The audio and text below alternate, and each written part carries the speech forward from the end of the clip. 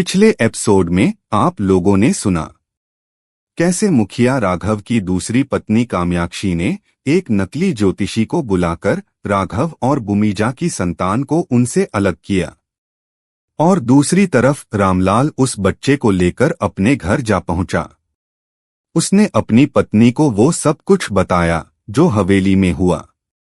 वो सुनकर उसकी पत्नी सावित्री को उस बच्चे के लिए बहुत बुरा लगा, लेकिन उसके अंदर की ममता अपने लिए एक बच्चा पाकर बहुत खुश भी थी।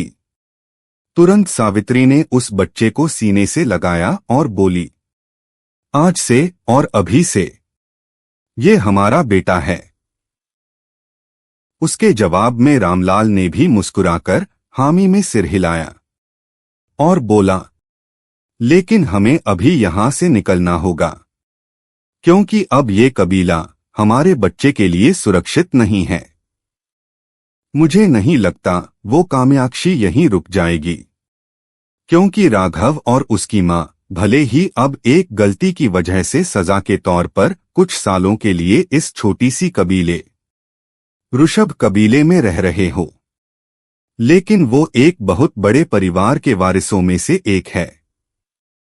तो कामाक्षी और मुखिया की और दो पत्नियां अपने बच्चों को सब कुछ दिलाने के लिए किसी भी हद तक जा सकती हैं, लेकिन भूमिजा ये सब राजनीति नहीं समझती, और तो और किसी को भी भूमिजा की पृष्ठभूमि के बारे में भी नहीं पता, क्योंकि वो मुखिया और मुझे यहीं पास की जंगल में बेहोश मिली थी, और जब वो मिली तब उनके आसपास बहुत सारे जंगली जानवर थे, जो जानवर किसी भी इंसान को देखते ही उन पर जानलेवा हमले करते हैं।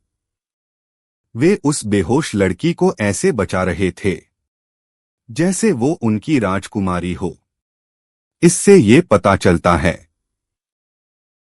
भूमिजा की पृष्ठभूमि भी असाधारण ही होगी, तो ये बच्चा भी साधारण नहीं होगा।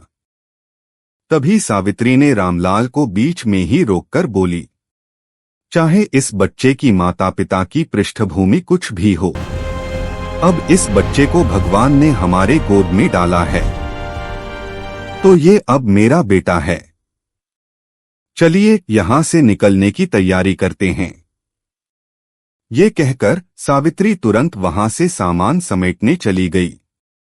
वहीं दूसरी तरफ हवेली के एक कमरे में आलीशान सी आसन पर एक महिला रौब से बैठी थी, जिसके सामने काले कपड़ों में एक नकाबपोश व्यक्ति अपना सिर झुकाकर खड़ा था। वो बोला, मालकिन, उस बच्चे को रामलाल को गोद दे दिया गया है और अब वो कबीला छोड़कर जा रहे हैं। जवाब में वो महिला बोली, नहीं, उस बच्चे को अभी मारना होगा, नहीं तो बाद में वो मेरे बच्चों के रास्ते में कांटा बनेगा। तुरंत अपने आदमियों को भेजो और उसे कबीला छोड़ते ही खत्म करवा दो। उसके जवाब में नकाबपोश बोला, जी मालकिन। ये बोलकर वो नकाबपोश वहां से निकल गया। ये महिला थी अवंतिका, जो मुखिया राघव की तीसरी पत्नी थी। वहीं उसी हवेली की एक और जगह पर एक गुप्त कमरे में एक बूढ़ी औरत एक साधारण कुर्सी पर पैर चढ़ाकर बैठी थी। उनकी आभा ही ऐसी थी, देखते ही किसी को भी लगे कोई महारानी बैठी हो। और उनके सामने 3 लोग खड़े थे। उनमें से एक वही दाई माँ थी, जो भूमिजा का ध्यान रखती थी, और बाकी 2 में से एक व्यक्ति किसी साये जैसा लग रहा था जो अंधेरे में छुपा हुआ हो, और दूसरा एक बूढ़ा व्यक्ति था, जिसे देखकर ऐसा लग रहा था उसके शरीर में कोई शक्ति ही नहीं हो। दरअसल वो बूढ़ी महिला मुखिया की मां रेणुका देवी थी। तभी उन्होंने दाई मां से पूछा, अब इस बार कौन कौन सी साजिश हुई? जवाब में दाई मां बोली, महारानी जी, चौथी छोटी मालकिन नयनतारा ने बच्चे को पेट में ही मारने की कोशिश की, उसको मैंने नाकाम कर दिया। और दूसरी छोटी मालकिन कामाक्षी ने बच्चे को छोटे मालिक और आप सभी से दूर करने की कोशिश की और लगभग कामयाब रही है। और तीसरी छोटी मालकिन अवंतिका ने बच्चे को मारने के लिए लोगों को भेजा है। बदले में रेणुका देवी जी ने सब चीजों को समझने जैसी एक शांत मुस्कान दी और बोली, ये पहली बहू बहुत मासूम है, ये उसके लिए बहुत खतरनाक है। अगर वो इस छोटी सी हवेली में हो रही साजिशों को ही समझ नहीं पा रही है तो वो उस महल में पैर रखते ही मारी जाएगी। और दूसरी धीरे धीरे बुद्धिमान बन रही है और तीसरी भी खतरनाक हो रही है, ये उसके लिए। अगर वो सावधान रही तो अच्छा है। और चौथी जल्दी डिसीशंस लेती है, ये भी अच्छा है।